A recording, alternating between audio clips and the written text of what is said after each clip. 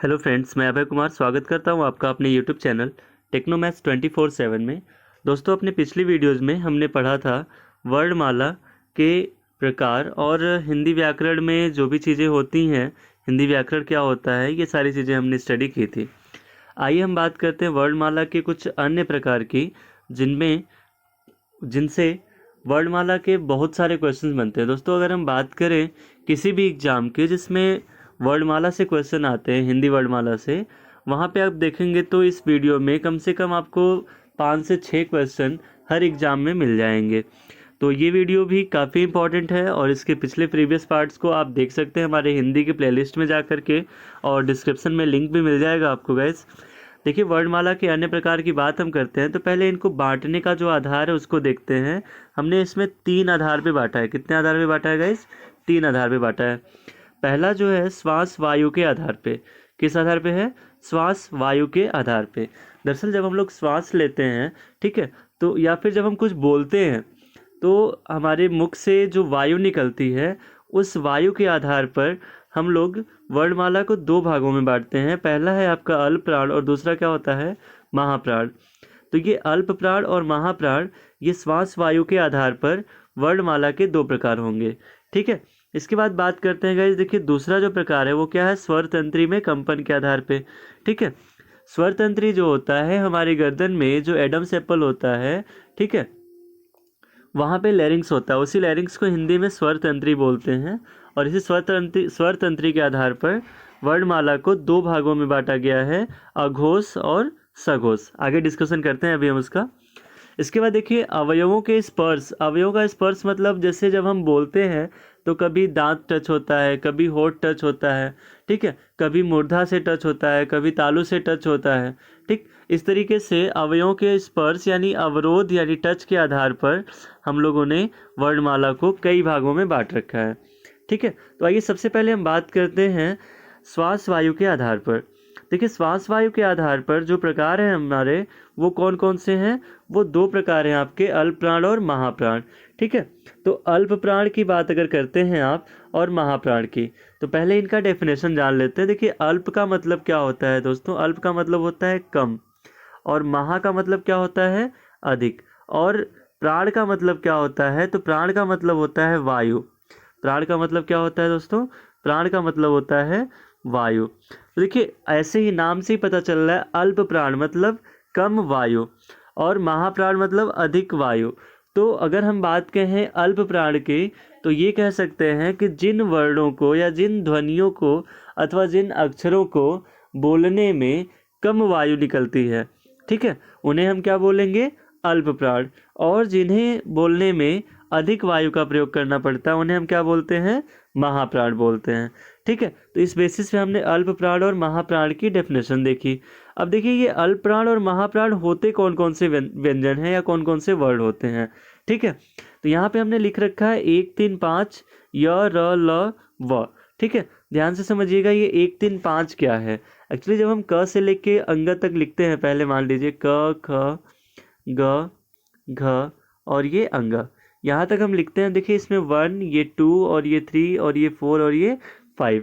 ऐसे ही आपके पूरे स्पर्श व्यंजन प फ ब भ और म, यहाँ तक देखें पूरे स्पर्श व्यंजन की बात कर रहे हैं। स्पर्श व्यंजन क्या है हम लोग पिछली वीडियो में डिस्कस कर चुके हैं और आज भी थोड़ा सा डिस्कशन हम लोग करेंगे। स्पर्श व्यंजन की फुल डिस्क्रिप्शन के लिए आप हमारी लास्ट वीडियो देख सकते हैं, पार्ट 3।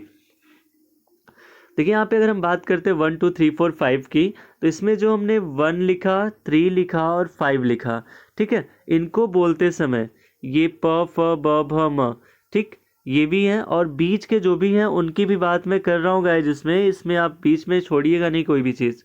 ठीक है, देखिए, क से लेकर के म तक हमने बोला है, उसमें जितनी चीज़ें होती हैं, ठीक है, इसमें आपका क वर्ग आएगा, च वर्ग आएगा, ट वर्ग आएगा, त वर्ग आएगा और फिर लास्ट में प वर्ग आएगा। इन सारे वर्गों की बात मैं कर रहा हूँ। इनमें जो पहला, तीसरा और 5वां व्यंजन होता है वो क्या होता है गाइस? अल्प प्राण व्यंजन होता है। वो क्या होता है? अल्प प्राण व्यंजन होता है। तो आपको ये याद रखना है कि 1 3 5 ये क्या होते हैं? आपके अल्प प्राण होते हैं। इसके बाद देखिए, आपके जो य र ल व यानी कि अंतःस्थ व्यंजन की बात अगर करें, ठीक है, जो भी आपके य र ल व है, य र ल व, ये सभी क्या है दोस्तों, तो ये सभी भी अल्प प्राण ही है, ठीक है, ये सभी भी अल्प प्राण व्यंजन ही है, ठीक है। तो इस तरीके से देखिए य र ल व और 1 3 5 आपके किस में आएंगे, अल्प प्राण की कैटेगरी में आएंगे, ठीक है। य र ल व को हम लोग दंतोष्ठ भी बोलते हैं और आप इनको अर्ध स्वर भी कहते हैं, ठीक है। इसके बाद देखिए हमारे जितने भी स्वर होते हैं अ से लेके औ तक, अ से लेकर के पूरा औ तक, ये सभी आते हैं दोस्तों आपके अल्प प्राण में ही, क्योंकि इनको बोलते समय वायु कम प्रयोग होती है, ठीक है। तो जैसे अ, आ, ई, उ, इस तरह से अगर बोलना हो, देखिए वायु इसमें हमारे मुख से बहुत ही कम निकलती है, ठीक है। तो ये किस में आएंगे, अल्प प्राण में आएंगे।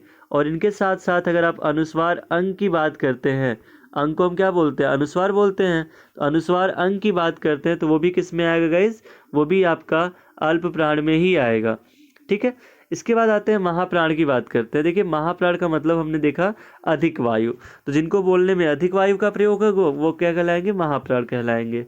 अब यहाँ पे हमने 2-4 लिख रखा है, तो 2-4 को फिर से वैसे ही समझिएगा जैसे ये क, ख, ग, घ और ये अंग इस तरीके से लिखा हुआ है। तो ये क वर्ग की बात कर ले, चाहे च वर्ग की बात कर ले, चाहे ट वर्ग की बात करें, चाहे त वर्ग की बात करें, चाहे प वर्ग की बात करें, इन सभी वर्गों का जो दूसरा और चौथा होगा गाइस, दूसरा और चौथा, यानी कि ये इसमें ख और घ, ठीक है, च वाले में आपका आ जाएगा छ और झ, ठीक है। इस तरीके से आगे भी, तो ये जो भी दूसरे और चौथे वर्ण होंगे इन्हें हम लोग बोलेंगे महाप्राण वर्ण, ठीक है, ये क्या होंगे आपके महाप्राण कहलाएंगे। इसके बाद हम बात करते हैं इसमें और भी होता है महाप्राण में, तो इसमें देखिए जैसे स, स, स, ह, यानी कि ये तीनों स और ये जो ह, ये जो 4 चीज़ें आपको दिख रही हैं इनको हम लोग ऊष्म व्यंजन भी बोलते हैं, ऊष्म व्यंजन भी बोलते हैं, ठीक है, या तो फिर संघर्षी व्यंजन भी बोलते हैं। क्या बोलते हैं गाइस, संघर्षी व्यंजन भी, कहीं कहीं किताबों में ऊष्म संघर्षी भी इन्हीं को लिखा गया है, ठीक है। तो आइए बात करते हैं ऊष्म व्यंजन यानी श, स, श, ह, ये जो भी 4 ऊष्म व्यंजन हैं ये भी किस में आएंगे, महाप्राण में। और यहाँ पे अगर हम विसर्ग अह की बात करते हैं तो ये जो विसर्ग अह होता है ये भी महाप्राण वर्ण में आता है, ठीक है। अब बात करते हैं गाइस, देखिए दूसरे प्रकार की, जो दूसरा प्रकार था वो क्या था, स्वर तंत्री में कंपन के आधार पर। तो स्वर तंत्री में जो कंपन के आधार पर वर्णों को हमने डिवाइड किया था वो भी 2 भागों में था, वो था आपका अघोष वर्ण और सघोष वर्ण। तो देखिए स्वर तंत्री में कंपन यानी वाइब्रेशन होता है, ठीक है। अब यहाँ पे अगर हम बात करते हैं अघोष की या सघोष की, ठीक है, सघोष को हम लोग घोष भी बोलते हैं, ठीक है। घोष का मतलब होता है गूंज, ठीक है, जयनाद, ठीक, मतलब वाइब्रेशन, ठीक है। तो देखिए यहाँ पे घोष का मतलब जैसे कहते हैं ना कि कोई भी चीज़ होती है तो घोष करना मतलब कि उस तरीके से नाद करना, कहने का मतलब शोर मचाते हुए आना, ठीक है, या फिर हुटिंग करना कह सकते हैं यहाँ पे नॉर्मली इंग्लिश में, ठीक है। लेकिन यहाँ पे अघोष और सघोष का मतलब जब हम बात करेंगे वर्णों के लिए तो अघोष का मतलब होगा ऐसा जिनमें कि वाइब्रेशन ना हो, ठीक है, जिनमें कंपन ना हो, बिना घोष का, बिना कंपन का। और ये जो सघोष या घोष लिखा हुआ है ये दोनों एक ही चीज़ है, इसका मतलब होता है कंपन के साथ, क्या गाइस, कंपन के साथ, ठीक है दोस्तों। तो उम्मीद है कि ये वीडियो आपको पसंद आ रही होगी, इसे लाइक ज़रूर कर दीजिएगा और हमारे चैनल को सब्सक्राइब भी कर दीजिएगा ताकि और भी वीडियोज़ आपको मिलती रहें, ठीक है। देखिए यहाँ पे जो भी एग्ज़ाम आप देंगे उसके लिए सबसे इम्पोर्टेंट क्वेश्चन यहीं से बनते हैं, ठीक है। तो देखिए घोष और अघोष की बात करते हैं। अघोष में आपका पहला और दूसरा मतलब जैसे कि अगर हम बात करें क, ख, च, छ, ट और ठ, ठीक है, इधर फिर आपका आएगा त और थ, फिर आ जाएगा आपका प और फ। इन सभी वर्णों की बात अगर करेंगे हम लोग तो ये क्या कहलाते हैं, अघोष कहलाते हैं, ठीक है। ये क्या कहलाते हैं गाइज, अघोष वर्ण कहलाते हैं, क्योंकि जब हम इनको बोलेंगे तो इसमें हमारे मुख से या फिर हमारे स्वर तंत्री से जो है कंपन वो एकदम न के बराबर होता है। ठीक है। इसके बाद जो हमारे अंतस्थ ऊष्म व्यंजन में से तीनों स हैं, वो तीनों स भी आपके अघोष में ही आते हैं। ठीक है, क्योंकि श, श, स इन तीनों को बोलते समय स्वर यंत्री में कंपन नहीं होता है। ठीक है। इसके बाद देखिए नेक्स्ट आते हैं हम लोग सघोष यानी कि घोष वर्ण की तरफ। देखिए घोष जो होते हैं या सघोष जो होते हैं ये तीसरे, चौथे और पांचवें वर्ण होते हैं सभी स्पर्श व्यंजनों की बात अगर करें तो देखिए इसमें क्या होगा आपका तीसरा, चौथा, पांचवा, मतलब पहले अगर बात करें क वर्ग की तो इसमें ग, घ और अंग ये आएंगे।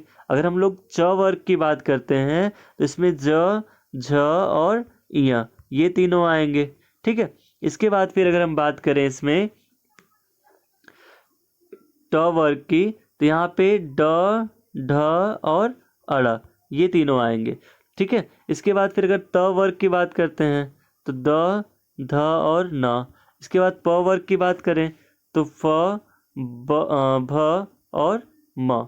इस तरीके से ही आपको क्या मिलेंगे गाइस, इसमें ये घोष यानी कि सघोष मिलेंगे। ठीक है। तो देखिए यहाँ पे एक बात और हम करना चाहेंगे। ठीक है, ये जो ड और ढ है इसी की तरह ड़ और ढ भी होता है। ठीक है गाइस, ड़ और ढ भी इसी के तरीके से होता है, तो इनके साथ भी वही नियम लागू होगा जो ड और ढ के साथ होगा। बहुत सारे लोगों के बहुत सारे क्लासेस में मैंने देखा है कि ये ड और ढ के साथ साथ र और ढ को एक्सप्लेन नहीं किया जाता है, लेकिन ये दोनों इन्हीं ड और ढ से ही मिलके बने हुए हैं। ठीक है, और ये ड और ढ की ही प्रॉपर्टी को शो करते हैं, इसलिए इनको हम लोग द्विगुण व्यंजन भी बोलते हैं। ठीक है, और इनका उत्क्षिप्त व्यंजन भी नाम है। ठीक है, तो देखिए इनका अगर हम बात करें घोष और अघोष की और अल्पप्राण और महाप्राण की, तो देखिए इसमें क्या होगा, जैसे अगर हम ड और ढ की बात करते हैं, ठीक है, तो ड, ढ, अड़ के आधार पे ये दोनों क्या हो जाएंगे, ड़ और ढ ये किस में आ जाएंगे, आपके घोष वर्ण में आएंगे। ठीक है, लेकिन अगर हम यहाँ पे बात करते हैं इस वाले में, तो देखिए घोष कौन सा होगा और अघोष कौन सा होगा। ठीक है, जैसे हमने ट, ठ, ड, ढ और अड़ ये पांचों चीज़ें हमने लिख ली। ठीक है, तो देखिए अगर हम बात करते हैं कि महाप्राण में कौन कौन होता है, तो महाप्राण में आपका 2 और 4 होता है, ये क्या आ जाएगा, महाप्राण।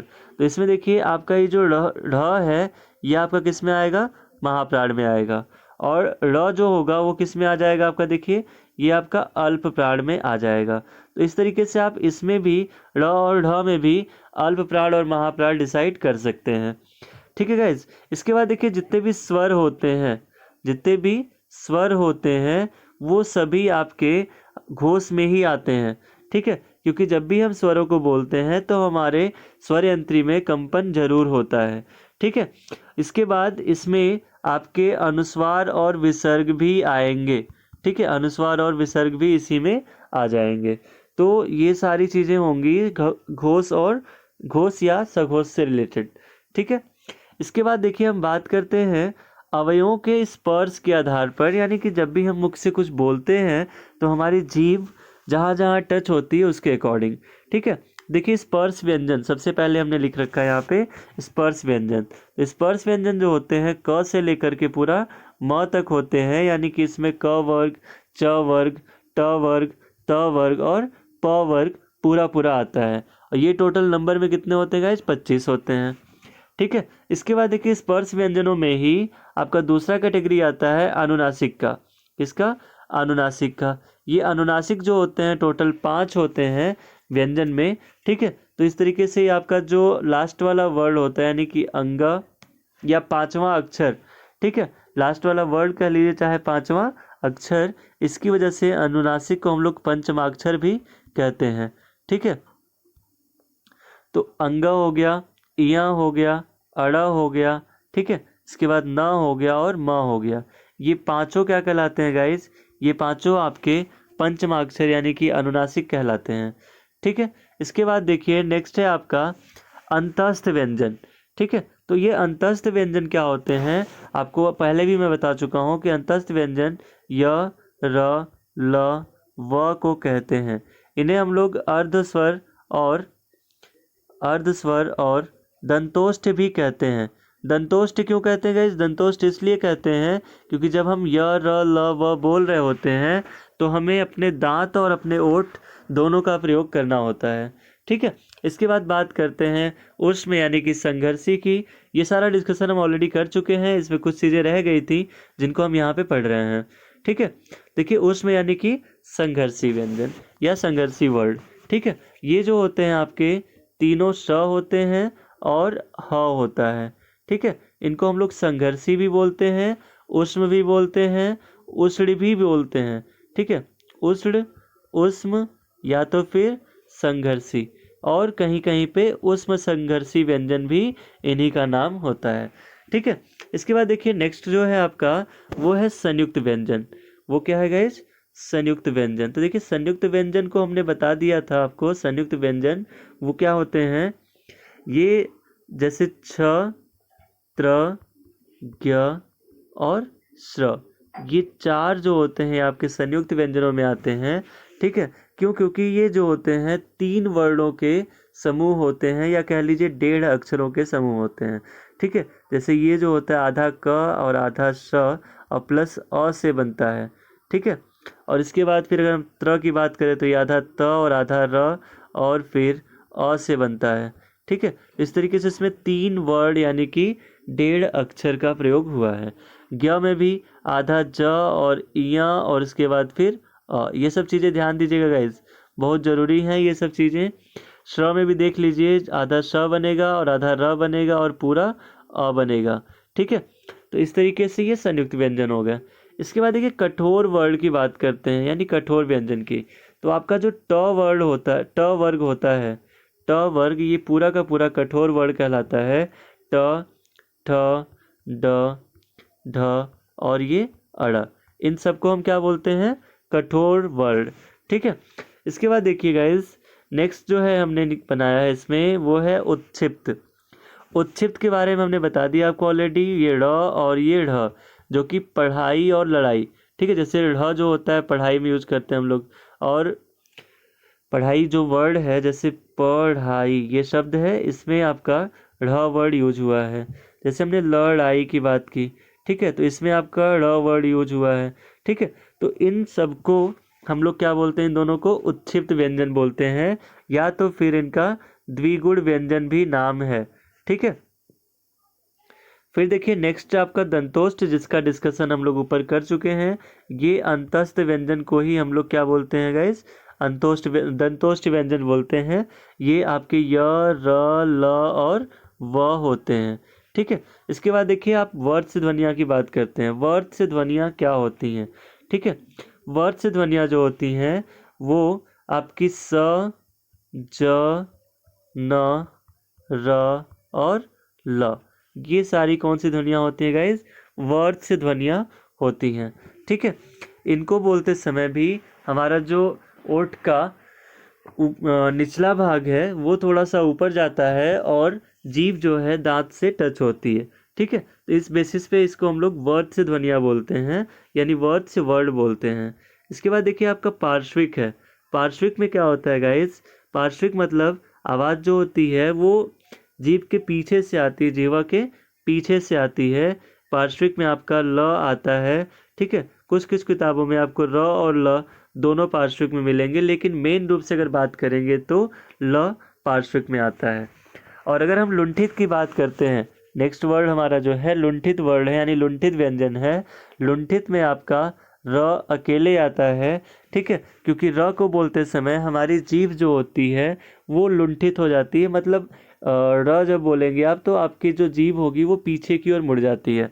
ठीक है, फिर बात करते हैं देखिए स्वर यंत्रीय की। स्वर यंत्रीय का मतलब जो सीधा सीधा स्वर यंत्र से ही आवाज़ आती है जिसको बोलने में, इसमें केवल और केवल एक वर्ड है आपका ह। ठीक है, इसको बोलते हैं हम लोग स्वर यंत्रीय व्यंजन। ठीक है, इसके बाद बात करते हैं देखिए द्वित्व व्यंजन की। ये जो द्वित्व व्यंजन है और द्विगुण व्यंजन है, दोनों में लोग कंफ्यूज हो जाते हैं, लेकिन ध्यान दीजिएगा द्विगुण व्यंजन यानी उत्क्षिप्त व्यंजन ये केवल और केवल 2 होते हैं, ड़ और ढ़।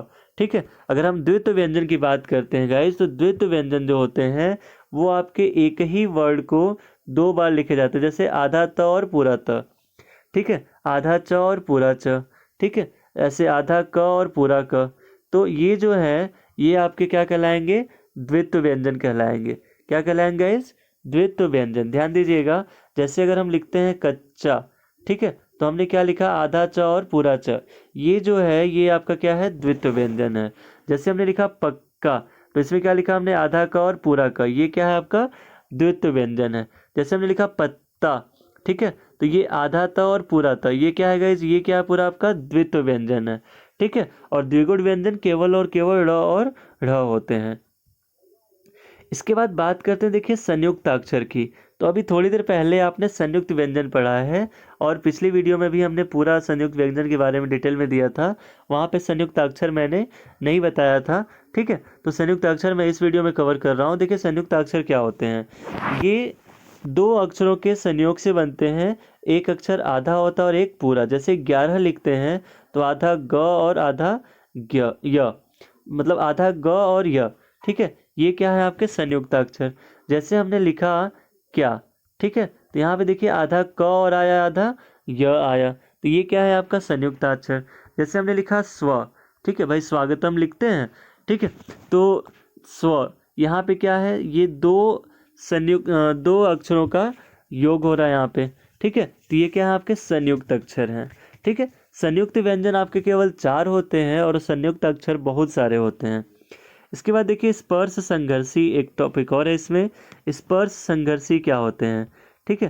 तो स्पर्श संघर्षी की बात अगर हम करेंगे, देखिए आपको केवल और केवल ये याद रखना है कि च वर्ग में जितनी भी चीज़ें होती हैं, च वर्ग में जितनी भी चीज़ें होती हैं उनमें से केवल 4 आप ले लीजिएगा।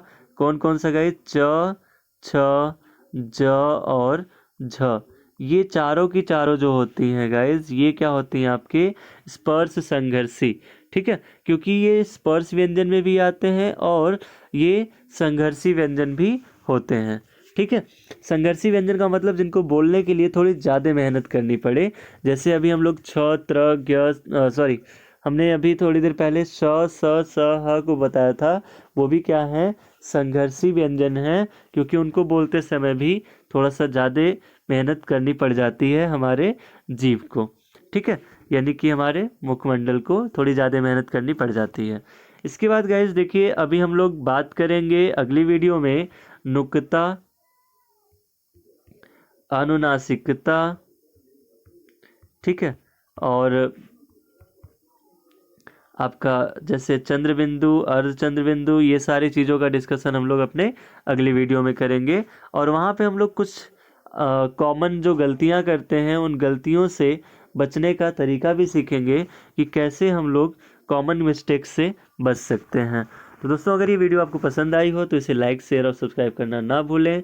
और अगर आप अभी तक आपने इस चैनल को सब्सक्राइब नहीं किया है तो ज़रूर सब्सक्राइब कर दें और बेल आइकन को प्रेस भी कर दें ताकि हमारी सारी वीडियोज़ की नोटिफिकेशन आपको मिलती रहे। और कमेंट में ज़रूर बताएं कि ये वीडियो आपको कैसी लगी। धन्यवाद।